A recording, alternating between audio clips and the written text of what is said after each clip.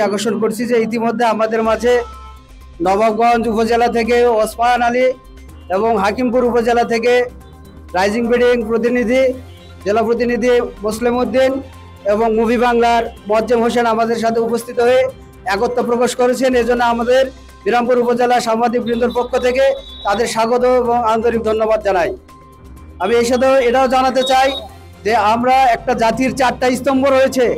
4টা স্তম্ভের মধ্যে আইন প্রণয়নকারী সভা এবং আপনার আইন বিভাগ এবং বিচার বিভাগ, কার্যনির্বাহী, এবং 4র্থ স্তম্ভে আছে গণমাধ্যম কর্মী, সাংবাদিক।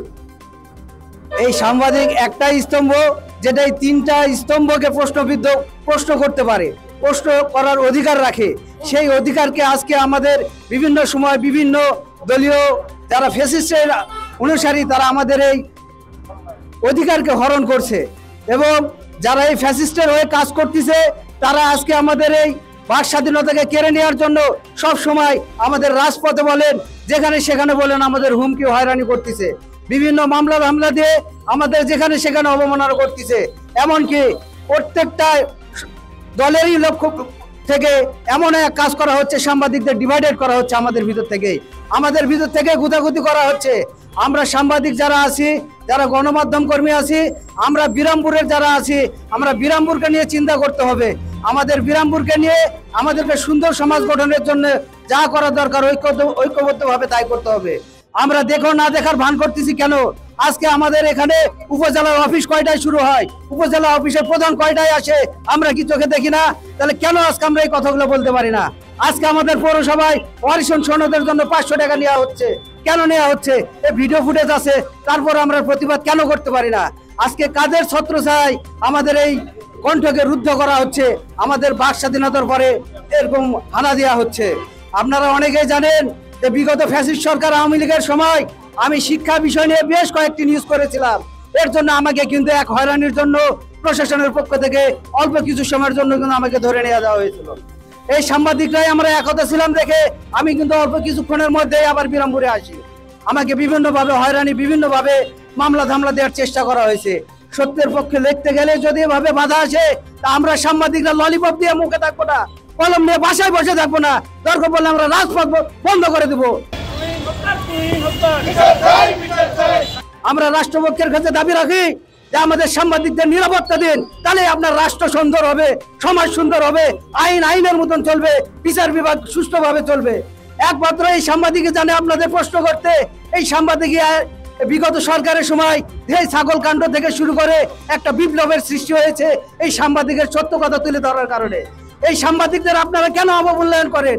এই সাংবাদিকেরও তো পরিবার আছে, এই সাংবাদিকও তো এই দেশের জনগণ। কিন্তু আজ আমরা সাংবাদিকরা আমরা একটা বেতন বৈষম্য, কোনো বেতন থেকে পাই না।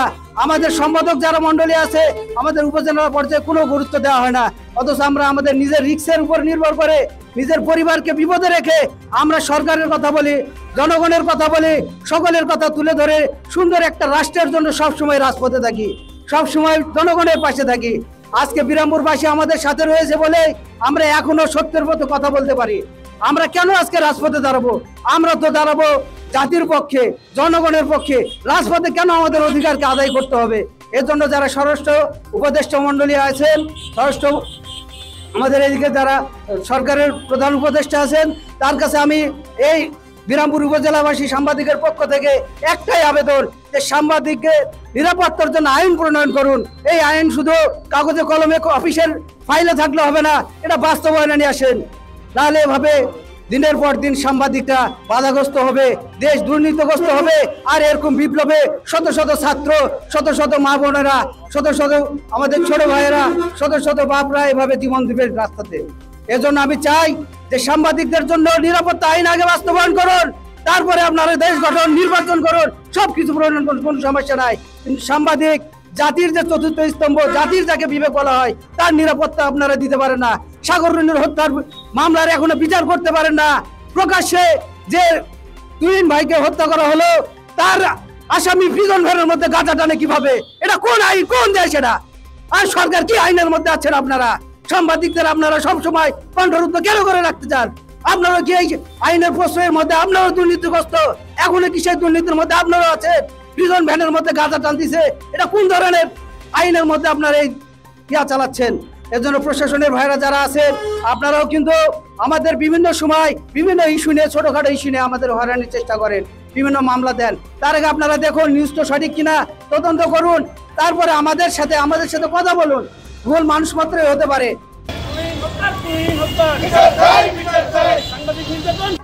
আমরা যার জন্য আজকে মানববন্ধনে দাঁড়িয়েছি বিরামপুর ঢাকা মোড়ে, তো আমার কথা হলো তার হত্যার বিচারের জন্য আমরা ফাঁসির দাবিতে মানববন্ধন করতেছি। তার আগে আমি একটা কথা বলবো, ডন্ট মাইন্ড, কেউ কিন্তু মাইন্ডে নেবেন না আমার কথা। বিরামপুর উপজেলার যতগুলো সাংবাদিক আছে আপনারা সবাই ঐক্যবদ্ধ হন, নাতে কিন্তু এই সাংবাদিকদের বিরুদ্ধে গুতাগুতি এগুলা কিন্তু বাদ দেন। আমরা একসাথে কাজ করার জন্য, আমরা কিন্তু কারো সাংবাদিক দলের সাংবাদিক না, বিএনপির সাংবাদিক না, আমরা আওয়ামী লীগের সাংবাদিক না, আমরা জামাতের সাংবাদিক না, আমরা কারো সাংবাদিক নই। আমরা জনগণের সাংবাদিক, সাধারণ লোকের কথা বলবো, অসহায় মানুষের কথা বলবো। আমাদের কর্তব্য হলো এটার সাথে। আমার পরিচয়, আমি দৈনিক কালবেলার সাংবাদিক একজন। আপনারা জানেন আজকে গাজীপুরে সাংবাদিক তুহিনকে হত্যার প্রতিবাদে বিরামপুরে মানববন্ধন ও বিক্ষোভ সমাবেশ অনুষ্ঠিত হয়েছে। এখানে আমরা সবাই একত্রিত হয়েছি। আমরা গণমাধ্যম কর্মী, রাষ্ট্রের চতুর্থ স্তম্ভ। আসলে এটা একটা খুঁটি যদি আসলে ভেঙে যায়, রাষ্ট্র কিন্তু সেভাবে টিকে থাকতে পারে না। আসলে সরকারের উচিত এই রাষ্ট্রের এই খুঁটিটা, এই গণমাধ্যম কর্মীর স্বাধীনতা, বাক স্বাধীনতা, লেখার স্বাধীনতা, ক্যামেরা ওপেন করার স্বাধীনতা, আমরা প্রতিটি মুহূর্তে অন্যায়কারী, দুষ্কৃতকারী, তাদের অপকর্মের বিষয়গুলো আমরা ক্যামেরায় তুলে ধরবো, আমরা লিখবো, এই স্বাধীনতা আমাদের দিতে হবে। কিন্তু আমরা আজ এখানে দাঁড়িয়েছি, সারা বাংলাদেশের যত গণমাধ্যম কর্মী এখন বর্তমান আমরা একত্রিত হয়েছি। আমাদের এখন সময় এসেছে এটার সঠিক জবাব দিতে, এবং এই যে তুহিনকে হত্যার যে আসামিরা রয়েছে তাদের অবিলম্বে ফাঁসির দাবি জানিয়ে আমি আমার সংক্ষিপ্ত বক্তব্য রাখছি।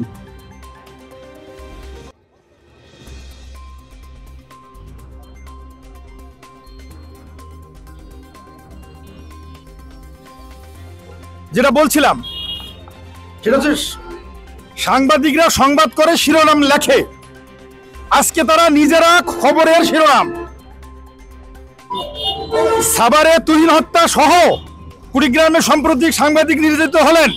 গত জুন জুলাই আমি সার্চ করে দেখেছি প্রায় 40 থেকে 50 জন সাংবাদিক নির্যাতনের শিকার, কেউ হত্যা, কেউ মামলা শিকার, কেউ পিটনের শিকার। ভাই একটু বলি, সাংবাদিক কাকে বলে ভাই? আমার ভাষায় যেটা মনে হচ্ছে, নিজের খাবে, বনের মোষ তাড়াবে, সারাদিন ঘুরবে ফিরবে, সত্য সংবাদ যখন তুলতে যাবে তখন পিটন খাবে, এর নাম সাংবাদিক। আমি যদি সত্য কথা না বলি তাহলে আমি দালাল, আমি চামচা। আমি সত্য কথা লিখতে পারবো না, আবার চামচামি করলে আমি খুব ভালো। আমরা সারা দেশে সাংবাদিকতা করি যারা, আমরা সঠিক সংবাদ অন্বেষণে ঘুরি। আমরা দল চিনি না, মত চিনি না, আমরা রাজনীতি বুঝি না, আমরা বুঝি সংবাদ। আমরা চাই সঠিক সংবাদ প্রকাশ পাবে, কিন্তু এই সংবাদ প্রকাশ করতে গিয়ে আমরা সাংবাদিক, আমি সহ আমার সাংবাদিক বন্ধুরা কতটা নিরাপদ। আমি একটা কথা বলেছি, আজকে বলছি সবাই যে বিচার চাই। আমি না, বিচারের আগে আমি আমার নিরাপত্তা চাই। বিচার পরে আমি সংবাদ করতে গেলে আমি মারা যাব, তারপরে সাংবাদিক বন্ধুরা বিচার চাবে। Not that. আমি আমার নিরাপত্তা চাই। আমি সংবাদ সংগ্রহ করতে গেলে আমার নিরাপত্তা কি সেটা প্রশাসন অবশ্যই দেখবেন। এটা প্রশাসনকে দেখতে হবে। চোখের সামনে প্রকাশ্যে দিবালোকে সাংবাদিকের ক্যামেরা ছিনতাই করে চলে গেল, লাইভ চলতেছিল। কি এত বড় স্পর্ধা, কি এত বড় স্পর্ধা ছিনতাইকারী! ওখানে কি প্রশাসন ছিল না? প্রশাসনের সামনে সাংবাদিকের ছিনতাই নিয়ে চলে গেল, ছিনতাই করে চলে গেল। চোখের সামনে তুহিনকে হত্যা করা হলো, কুড়িগ্রামের সাংবাদিক ডেকে নিয়ে পিটানো হলো। আমরা সারা দেশে তুহিন সহ যত সাংবাদিক নির্যাতিত হয়েছে, হত্যা হয়েছে, এই সমস্ত সাংবাদিকের ন্যায্য বিচার চাই, দ্রুত সময়ের মধ্যে বিচার চাই। যদি বিচার করতে না পারে সাংবাদিকরা যদি রাস্তায় নামে, প্রশাসন আপনারাও ঠিক থাকতে পারবেন না। রাজনৈতিক নেতারা আপনারা যারা আছেন, আপনারা মুচকি মুচকি হাসবেন, সাংবাদিকরা মার খাবে, এটা হবে না। সাংবাদিককে আপনারা যদি সঠিকভাবে চলতে সহযোগিতা না করেন, সাংবাদিকতার পেশায় আমরা কেউ থাকবো না। আমার কবলে কাটা দাগ আছে এই সাংবাদিকতার লাইনে। ছাত্র জীবনে আমি যখন পিটন খেয়েছিলাম রাস্তার মধ্যে, আমাকে ধরে পিটানো হয়েছিল, আমার বাড়ির লোক আমাকে সাংবাদিক করতে দেয় নাই। যে আমার মা বলছে আমার একটাই ছেলে, আমি কোল খেলে হতে দিব না, বহু সাংবাদিক আছে তারা সংবাদ লিখবে। আর যেন কাউকে এরকম নির্যাতনের শিকার না হয়, যেন তারা স্বাধীনভাবে তাদের সংবাদ সংগ্রহ করে পরিবেশন করতে পারে এবং দ্রুত সময়ের মধ্যে সাম্প্রতিক যে হত্যাকাণ্ডগুলো হয়েছে, বিশেষ করে তুই হত্যার বিচার দ্রুত সময়ের মধ্যে চাই। যে কয়জন অ্যারেস্ট হয়েছে তাদের কোনো জামিন তো হবেই না, অল্প সময়ের মধ্যে তাদের বিচার কি রায় দিয়ে আমরা ফাঁসির দাবি জানাচ্ছি। দ্রুত সময়ের মধ্যে তাদের ফাঁসির দাবি কার্যকর করে দেশে আপনারা দৃষ্টান্ত স্থাপন করবেন, এরকম প্রত্যাশা রেখে আমি আমার এই মুহূর্তের সংক্ষিপ্ত বক্তব্য শেষ করছি। ধন্যবাদ সকলকে।